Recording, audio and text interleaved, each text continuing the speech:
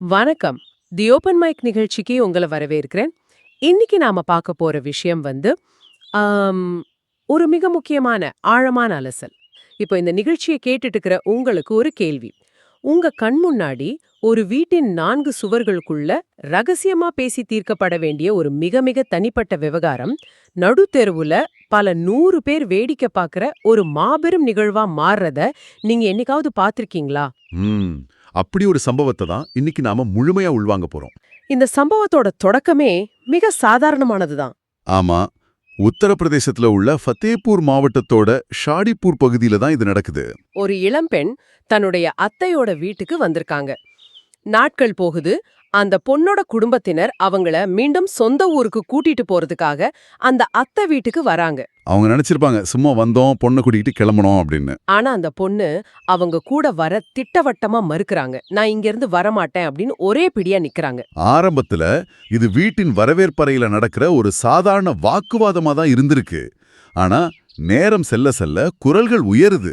வீட்டின் உள்ளே நடந்த சண்டை மெல்ல மெல்ல வீதிக்கு வருது. அந்த பரிணாம வளர்ச்சியை நாம கூர்ந்து கவனிக்கணும். ஒரு குடும்ப பிரச்சனை வீட்டு வாசல் படியை தாண்டும் போது அதோட தன்மையே மொத்தமா மாறிடுது. அந்த அமைதியான தெரு திடீர்னு கூச்சலும் குழப்பமுமா மாறுது. அக்கம் பக்கத்துல இருக்கிறவங்க எல்லாரும் அவங்க வீடுகளை விட்டு வெளியே வராங்க. ரோட்ல போனவங்க கூட தங்களோட வாகனங்களை நிறுத்திட்டு என்ன நடக்குதுன்னு வேடிக்கை பார்க்க தொடங்குறாங்க.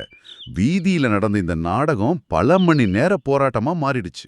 நூற்றுக்கணக்கான மக்கள் திரண்டாங்க. அந்த பகுதியில வாகன போக்குவரத்து முற்றிலுமாக பாதிக்கப்பட்டது. இது ஒரு தனி மனித பிரச்சனை எப்படி சமூகத்தோட அன்றாட ஓட்டத்தையே நிறுத்துது அப்படிங்கறத காட்டுது. இதை விட முக்கியமா நாம கவனிக்க வேண்டியது, சுற்றி இருந்த பலரும் உடனடியா தங்களோட செல்போன்களை எடுத்து இந்த சண்டைய வீடியோ எடுக்க தொடங்குனதுதான். ஆமா, அந்த செல்போன் கேமராக்கள் உருவாக்குற உளவியலை பத்தி நாம பேசியே ஆகணும். வீதியில நின்ன அந்த மக்கள் இதை ஒரு குடும்பத்தோட வழியாவோ அல்லது உதவி தேவைப்படுற ஒரு சூழலாவோ பார்க்கல. மாறாக அத ஒரு இலவச பொழுதுபோக்கு காட்சியா பார்க்க தொடங்கிட்டாங்க. யாருடைய வாழ்க்கையின் மிக முக்கியமான உணர்ச்சிகரமான ஒரு தனிப்பட்ட தருணமோ அது அடுத்தவங்களோட கேமராக்கள்ல பதிவாகுது. இங்கதான் விஷயம் உண்மையிலே ரொம்ப சுவாரஸ்யமா மாறுது. அந்த உறவினர்கள் எவ்வளவோ பேசி பார்க்கறாங்க, சமாதானம் செஞ்சு பார்க்கறாங்க.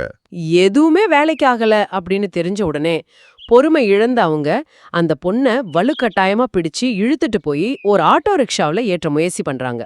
ஒரு மனுஷனை வலுக்கட்டாயமா ஒரு வாகனத்துல ஏற்றுவது அப்படிங்கிறது பார்க்கறவங்களுக்கு ஒரு கடத்தல் சம்பவம் போலவே தோணும். அந்த பொண்ணு பலமா எதிர்ப்பு தெரிவிச்சு கத்துறாங்க. அந்த வீதியே அதிரும் அளவுக்கு குரல் எழுப்புறாங்க. அங்க நடக்கிற அந்த உச்சக்கட்ட மோதல் வேடிக்கை பார்க்கிற கூட்டத்தோட ஆர்வத்தை இன்னும் தூண்டுது. ஆனா அந்த பொண்ணு ஆட்டோல ஏற வரத்து தப்பிச்சு அங்கேயே நின்னுகிட்டு சில வார்த்தைகளை சொல்றாங்க பாருங்க. அதுதான் ஒட்டுமொத்த கூட்டத்தையுமே உறைந்து போக செய்தது. அந்த வார்த்தைகள் வெறும் வார்த்தைகள் கிடையாது.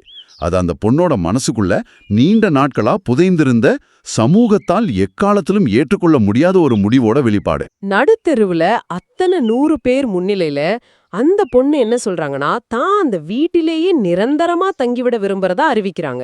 அது மட்டுமா, தான் தன்னுடைய அத்தையோட கணவருக்கு மனைவியா வாழ்வ விரும்புறதா ரொம்ப துணிச்சலா சொல்றாங்க. ஒரு கணம் யோசிச்சு பாருங்க. சொந்த அத்தையோட கணவர் ஒரு குடும்ப உறவு முறைக்குள்ள இது எவ்ளோ பெரிய நிலநடுக்கத்தை ஏற்படுத்துற வார்த்தை. அங்க வேடிக்கை பார்த்த அறிமுகம் இல்லாத மக்களோட முகங்கள் எப்படி இருந்திருக்கும்? ஒரு சாதாரண குடும்ப சண்டையா தொடங்கின விஷயம் சமூகத்தோட எழுதப்படாத அத்தனை விதிகளையும் சுக்குநூறா உடைத்தெறியும் ஒரு அறிவிப்பா மாறுது. இது மிக முக்கியமான ஒரு கேள்வியை எழுப்புது. ஒரு மனிதர் சமூகத்தால் முற்றிலும் விலக்கப்பட்ட ஒரு ஆசைய அத்தனை பேர் முன்னிலையில எப்படி இவ்ளோ தைரியமா வெளிப்படுத்த முடியுது? குடும்பத்தினர் மற்றும் அக்கம்பக்கத்தினரை இந்த வார்த்தைகள் எந்தளவுக்கு அதிர்ச்சிக்குள்ளாக்கியது அப்படிங்கறத நாம புரிஞ்சுக்கணும். இது சமூகத்தோட ஆழமான விதிமுறைகளுக்கும் தனிப்பட்ட விருப்பங்களுக்கும் இடையிலான ஒரு நேரடி மோதல். அந்த பொண்ணோட மனநிலையில அவங்க தான் வாழ்க்கையின் மிக முக்கியமான முடிவை எடுக்கறாங்க. ஆனா சமூகத்தோட பார்வையில அது உறவு முறைகளோட புனிதத்தையே கெடுக்கிற ஒரு செயல். அங்கே நின்னுகிட்டு இருந்த உறவினர்கள், என்ன பேசுற, உனக்கு என்ன பைத்தியம் பிடிச்சிருச்சா அப்படின்னு கத்தும்போது அந்த பொண்ணு அதுக்கு சொல்ற பதில் தான் இதை இன்னும் சிக்கலாக்குது. ஆமா, எந்த தயக்கமும் இல்லாம எல்லோருக்குமே 2 மனைவிகள் இருக்காங்க அப்படின்னு ரொம்ப சத்தமா வாதிடுறாங்க. தன் முடிவுல அவங்க எவ்வளவு உறுதியா இருந்தாங்க அப்படிங்கறது இது காட்டுது. அவங்க ஒரு படி மேல போய் தன் செயலை நியாயப்படுத்துறாங்க. இந்த வாதத்தை அவங்க முன்வச்ச விதம் அங்கிருந்த அனைவரையுமே பெரிய குழப்பத்துல ஆழ்த்திடுச்சு. இதை நாம உளவியல் ரீதியா பகுப்பாய்வு செய்யணும். அந்த எல்லாருக்கும் 2 மனைவிகள் இருக்காங்க அப்படிங்கிற வார்த்தைகள் ஒரு விதமான தற்காப்புவாதம்.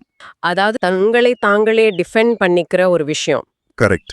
ஆங்கிலத்துல இத காக்னிட்டிவ் டிசனன்ஸ் அப்படின்னு சொல்லுவாங்க. அதாவது தான் செய்யறது சமூகத்தோட பார்வையில தவறுன்னு உள்மனசுக்கு தெரிஞ்சாலும் அதை தொடர்ந்து செய்யணும் அப்படிங்கிற ஆசை இருக்கும்போது மனசு தனக்குத்தானே ஒரு நியாயத்தை கற்பிச்சுக்கும். சரியா சொன்னீங்க. தான் ஆசையை நியாயப்படுத்த அவங்க தேடிக்கிட்ட ஒரு சமூக காரணம் தான் அது. அங்கே கூடியிருந்த கூட்டத்துக்கு அது ஒரு வேடிக்கையாவோ அல்லது அதிர்ச்சியாவோ இருந்திருக்கலாம். ஆனா அந்த பொண்ணோட பார்வையில அது அவங்க உரிமைக்கான ஒரு போராட்டமா, தனக்கான ஒரு நியாயமா இருந்திருக்கு. தன்னை ஒரு குற்றவாளியா உணரக்கூடாது அப்படிங்கிறதுக்காக அவங்க உருவாக்குன ஒரு தற்காப்பு கவசம் அது.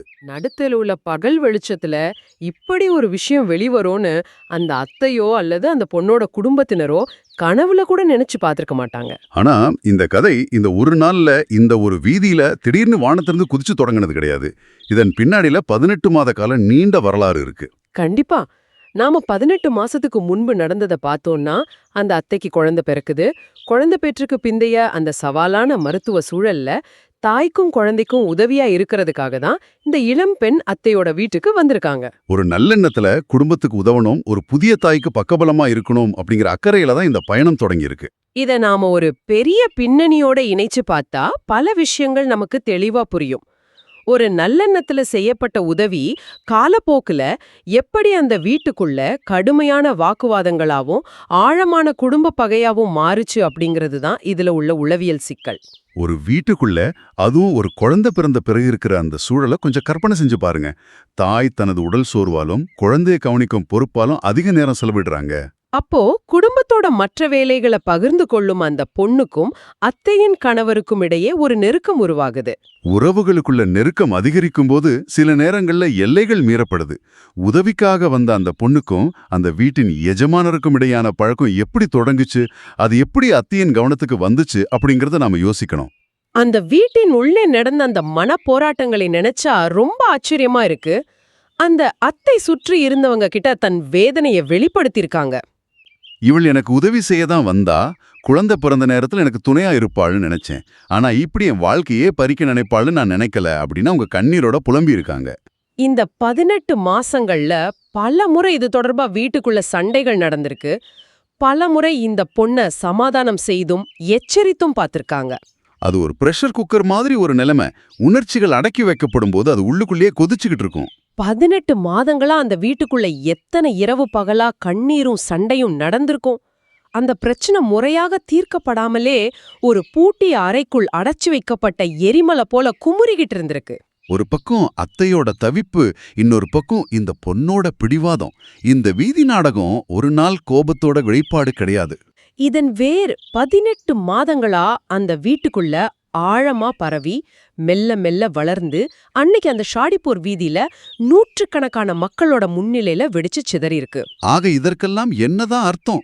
இவ்ளோ பெரிய நாடகம் நடந்தது, இதோட முடிவு என்னவா இருக்கும்னு நீங்க யோசிக்கலாம். இவ்ளோ பெரிய பிரச்சனை ஒரு பொது இடத்துல போக்குவரத்தையே பாதிக்கும் அளவுக்கு நடந்திருக்கு. நூற்றுக்கணக்கான மக்கள் கூடியிருக்காங்க. ஆட்டோல ஏற்றி இழுத்து செல்லும் அளவுக்கு வன்முறை நடந்திருக்கு. ஆனா ஆச்சரியமான விஷயம் என்னன்னா, காவல்துறையில எந்த அதிகாரப்பூர்வ புகாரும் இதுவரை பதிவு செய்யப்படல. எந்த ஒரு தரப்பும் காவல் நிலையத்துக்கு செல்லவே இல்ல. இவ்ளோ பெரிய சலசலப்பு நடு ரோட்ல நடந்தோம். அதிகாரிகளாலும் சரி அந்த குடும்பத்தாலும் சரி இது முற்றிலும் ஒரு குடும்ப பிரச்சனையாகவே கடந்து செல்லப்பட்டிருக்கு. இது நம் சமூக அமைப்போட மற்றொரு முகத்தை காட்டுது. சட்டமும் காவல்துறையும் ஒரு பொது இடத்துல நடக்கிற சட்டம் ஒழுங்கு பிரச்சனையை கையாள தயாரா இருந்தாலும் குடும்பமானம் அப்படிங்கிற ஒரு விஷயம் குறுக்க வரும்போது எல்லாமே அடங்கிடுது. நம் சமூகத்துல ஒரு ஆழமான எழுதப்படாத விதி இருக்கு. வீட்டின் மானம் வீதியோட போகக்கூடாது அப்படிங்கிறது தான் அது. காவல் நிலையத்துக்கு சென்றால் அது ஆவணமா பதிவாகிடும், நீதிமன்றம் வரை செல்ல நேரிடும் அப்படிங்கிற பயம் குடும்பத்தினருக்கு இருந்திருக்கலாம். அதனால குடும்பத்தினர் எப்படியோ ஒரு வழியா அந்த பொண்ணை சமாதானப்படுத்தியோ அல்லது கட்டாயப்படுத்தியோ வீட்டுக்கு அழிச்சிட்டு போயிட்டாங்க. சட்டத்தின் கைகளை விட சமூக அவமானம் குறித்த பயம்தான் இங்க பெரிய பங்காற்றி இருக்கு. அந்த நேரடி மோதல் அத்தோட முடிவுக்கு வந்துடுச்சு. ஆனா அந்த பொண்ணு வீட்டுக்கு போனதோட அந்த சம்பவம் முடிஞ்சிடுச்சுன்னு நம்ம நினைச்சா அதுதான் பெரிய தவறு. அந்த நேரடி மோதல் முடிஞ்சாலும் ஃபதேபூர் மக்கள் மத்தியில இந்த சம்பவம் ஏற்படுத்திய தாக்கம் இன்னும் குறையல. அந்த ஊர் முழுக்க இப்போ இதுதான் சூடான பேசுபொருள். தெரு முனைகளிலும் தேநீர் கடைகளிலும் இத பத்தி தான் விவாதிச்சுக்கிட்டு இருக்காங்க. நாங்க இந்த தகவல்களை திரட்டும்போது மக்களோட கருத்துக்கள் இருவேறு கோணங்கள்ல இருக்கிறத பார்க்க முடிஞ்சுது. சிலர் இது அவங்களுடைய குடும்ப விவகாரம், யாரை யார் கல்யாணம் செஞ்சா நமக்கு என்ன, அந்த பொண்ணுக்கு விருப்பம் இருக்கு, அவங்க முடிவு அவங்க எடுக்கறாங்க, அதை அவங்க தங்களுக்குள்ளே பேசி தீர்த்துக்கணும் அப்படின்னு இத பார்க்கறவங்க இருக்காங்க. அதே சமயம் மற்றொரு தரப்பு மக்கள் இதை முற்றிலும் வேறு விதமா பார்க்கறாங்க. ஒரு குடும்பத்துக்குள்ள என்ன வேணுமானாலும் நடக்கலாம், அதற்காக நடுத்தருவுல இப்படி ஒரு உறவு முறையை குறிப்பிட்டு நான் என் மாமாவே திருமணம் செய்வேன்னு ஒரு பொண்ணு பகிரங்கமா கத்துறது எப்படி சரியாகும்னு கேக்குறாங்க. இது எந்த மாதிரியான முன்னுதாரணத்தை இளைய தலைமுறைக்கு ஏற்படுத்தும் அப்படின்னு அவங்க ரொம்ப அதிர்ச்சி அடையறாங்க. சமூகத்தோட அடிப்படை உறவு முறை பிணைப்புகளை இப்படி வீதியில வச்சு உடைக்கப்படுறத அவங்க சமூக சீரழிவா பாக்குறாங்க. நீங்க ஆரம்பத்துல குறிப்பிட்ட அந்த செல்போன் கேமராக்களை பத்தி நம்ம மீண்டும் சிந்திக்கணும். ஒரு காலத்துல இது போன்ற சம்பவங்கள் நடந்தா அது அந்த தெருவுல உள்ள சிலருக்கு மட்டுமே தெரிஞ்ச ரகசியமா காலப்போக்குல மறைந்து போகும் ஒரு நிகழ்வா இருந்திருக்கும். ஆனா இன்றோ அந்த பொண்ணு கத்தியதும் அழுததும் ஆட்டோல ஏற மறுத்து போராடியதும் பலருடைய கேமராக்கள்ல பதிவாயிடுச்சு. இது ஒரு விதத்துல அந்த பொண்ணோட மற்றும் அந்த குடும்பத்தோட தனிப்பட்ட வாழ்க்கையின் மீதான ஒரு மிகப்பெரிய அத்துமீறல் இல்லையா? ஒரு குடும்பத்தோட வலி எப்படி அடுத்தவங்களோட வாட்ஸ்அப் ஃபார்வர்டுகளா மாறுது அப்படிங்கறத பாக்கும்போது ரொம்ப ஆச்சரியமா இருக்கு. கண்டிப்பா இந்த முழு சம்பவத்தையும் அலசியதுல நமக்கு கிடைக்கும் முக்கிய தகவல்கள் மிகவும் ஆழமானவை. குடும்ப உறவுகளோட சிக்கல்கள் எவ்வளவு நுட்பமானவை, அதே சமயம் எவ்வளவு ஆபத்தானவை அப்படிங்கறது இது காட்டுது. ஒரு சிறிய உதவி, ஒரு நல்லெண்ணம் எப்படி ஒரு குடும்பத்தோட ஒட்டுமொத்த அமைதியையும் கெடுத்து உறவு முறைகளையே கேள்விக்குறியாக்கும் அளவுக்கு மாறலாம் அப்படிங்கறத நம்ம பார்த்தோம். மனித உணர்ச்சிகளை நாம ஒருபோதும் சாதாரணமா எடை போட முடியாது. மேலும் ஒரு மனிதரோட தனிப்பட்ட விருப்பங்கள் அது சமுதாயத்தால் ஏற்றுக்கொள்ள முடியாததாகவே இருந்தாலும் அது அடக்கி வைக்கப்படும் போது எப்படி ஒரு நாள் எரிமலையா வெடிச்சு வெளிவருது அப்படிங்கறது இது உணர்த்துது. எல்லாவற்றிற்கும் மேலாக பொதுவெளியில வெளிப்படுற அந்தரங்கம் அது டிஜிட்டல் உலகத்துல எப்படி நிரந்தரமான ஒரு பதிவா மாறுது அப்படிங்கறதுக்கு இந்த ஃபதேபூர் சம்பவம் ஒரு வாழும் சாட்சி. இப்போ இந்த நிகழ்ச்சியை கேட்டுக்கிட்டு இருக்கிறவங்களுக்கு ஒரு கேள்வி.